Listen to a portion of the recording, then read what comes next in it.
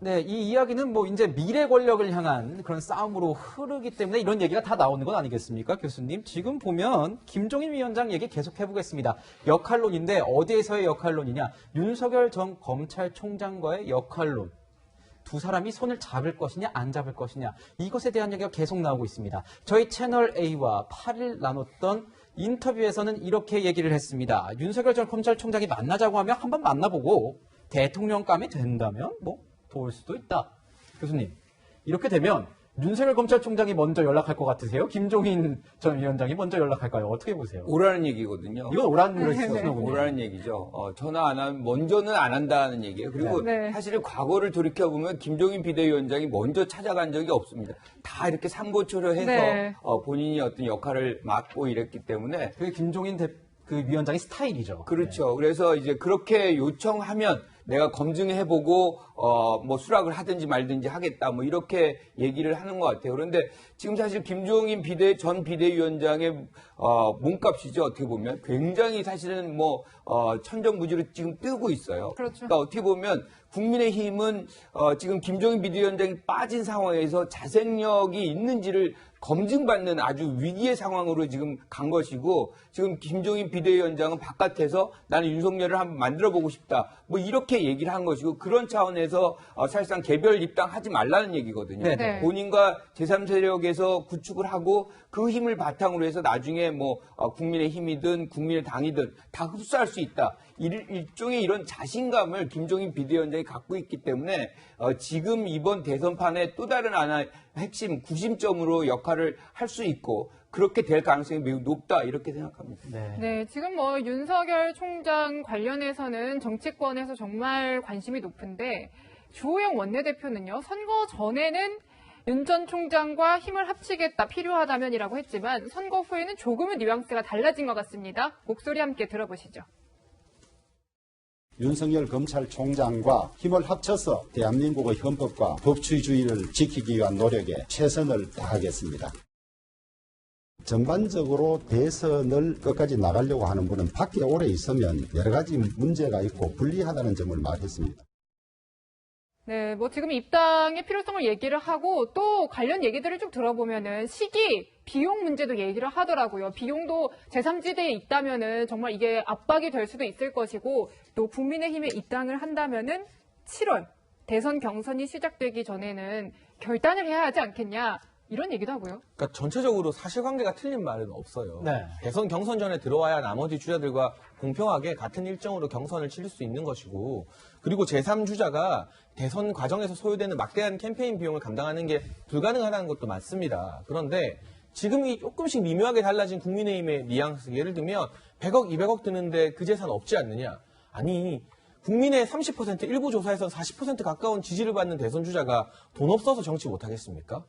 그렇지 않거든요. 그리고 어차피 윤석열 전 총장을 국민의힘으로 데려온다 하더라도 최대한 모양새를 좋게 해서 야권의 파해를 넓히는 방향으로 이분을 모셔와야 되는 것이지, 국민의힘 입장에 서면 돈 없잖아요. 돈 얘기 꺼내면 우리한테 안 오면 어떡할 건데요. 이런 식으로 나오면 국민들이 바라봤을 때 아니 이번 선거 이겼다고 벌써부터 갑질을 하나? 돈 얘기부터 나오면 기분이 나쁠 수 그럼요. 빈정상하죠, 사람이. 네. 그런 비판적인 시각이 지금 벌써 보수 야권 지지자들 사이에서도 돌아다니고 있어요. 네. 국민의힘이 말로는 선거 승리 이후에도 우리가 잘해서 이긴 건 아니다, 낮아지겠다, 겸손하겠다고 하고 있지만 윤 전 총장에게 나가는 메시지의 기조가 조금씩 달라지는 것부터 네. 선거 이겼다고 좀 오만해지는 거 아니냐, 이런 경계의 목소리가 다름 아닌 야권을 지지하는 국민들 사이에서 나오고 있다는 점을 국민의힘이 유념해야 될 것 같다는 생각이 듭니다. 네. 전 진짜 궁금한 게 변호사님. 네. 지금 카더라 통신 하도 많아서요. 윤석열 총장 도대체 지금 뭐 하고 있는 거냐? 이런 얘기 많은데 혹시 뭐 들으신 거 있으십니까? 근데 어제 일부 조간신문에 보니까 뭐 책 보고 공부한다 뭐 이런 기사 났더라고요. 뭐 외교안보 공부하고 있다 뭐 이런 얘기가 들리나 뭐 보더라고요. 제가 지금 윤석열 총장으로도 일단 저 그렇게 할 거예요. 뭐 책을 볼 수도 있는 거고, 예를 들어서 주변에 여러분 어떤 저 전문가들, 경제나 외교 전문가들 만날 수도 있는 거고, 아니면 그분들이 써준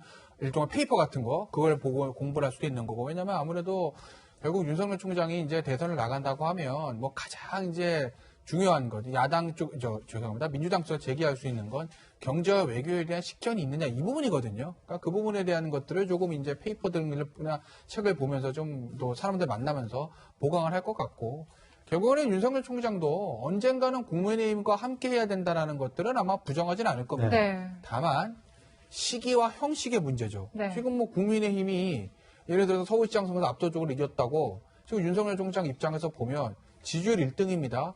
다른 국민의 후보들하고 차이가 나도 너무 많이 나요. 아마 다른 지금 일부 여론조사 따른 다른 국민의 후보들은 지지율 다 합친 거. 죄송하지만 여론조사표를 준비를 못했습니다. 아, 그래요? 네. 예. 근데 뭐 준비 안 해도 아마 대부분 아실 거예요.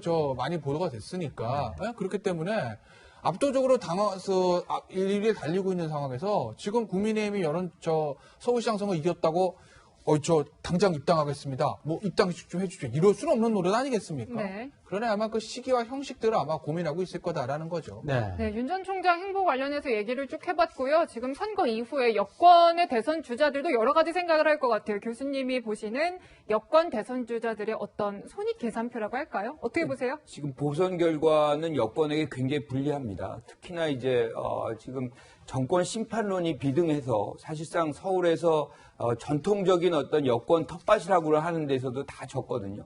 그렇기 때문에 굉장히 위기 상황인 것은 분명한데 또 하나의 어떤 긍정적인 사인은 있어요. 그게 뭐냐면 이렇게 위기 상황이 되면 내부가 굉장히 또 단결해서 네. 이 위기를 극복하고자 하는 그런 노력도 만들어질 수 있거든요. 그래서 지금 여권 후보들은 어떤 불리한 것 뭐 이런 것들 하나하나 따지다 그런 것보다는 사실상 이 난국을 어떻게 극복하는지 국민들이 무엇을 원하는지에 대해서 초점을 모아야 되는 것이고요. 특히나 뭐 이낙연 그다음에 정세균 총리 같은 경우 이제 곧 합류를 할 것 같은데 이재명 지사와 더불어서 이렇게 뭔가 선의의 경쟁들을 충실하게 보일 때 국민들의 이목이 다시 민주당에게 집중될 수 있기 때문에 그 과정을 얼마나 충실히 하느냐에 초점을 모아야 된다 이렇게 생각합니다. 우문이긴 하지만 이런 얘기 좀 드려보겠습니다. 그래도 친문이 강성 지지 세력이니까요. 친문은 누구의 손을 좀 들어줄 것 같으십니까? 지금 어떤 상황이든 위기 상황이 되고 이러면은 지지율이 높은, 즉 본선에서 당선 가능성이 높은 쪽에 손을 들어줘야만 하는 그런 쪽으로 이렇게 흐름이 잡힙니다. 근데 우리가 왜 또 이런 얘기를 하냐면 2007년의 상황이 있어요. 그 당시에도 당하고 노무현 정부랑 갈등 관계가 좀 있었는데 결과적으로 보면 10년을 정권을 뺏기는 상황이 있습니다. 그래서 지금의 상황에서 가장 중요한 거는 정권 재창출을 누가 하느냐에 모아져 있다 이렇게 봅니다. 네, 지금 이제 대선 전초전이 끝나고 조금씩 속도가 빨라지는 대선 주자들 움직임 전해드렸고요. 세 분 말씀은 여기서 마무리하겠습니다. 감사합니다.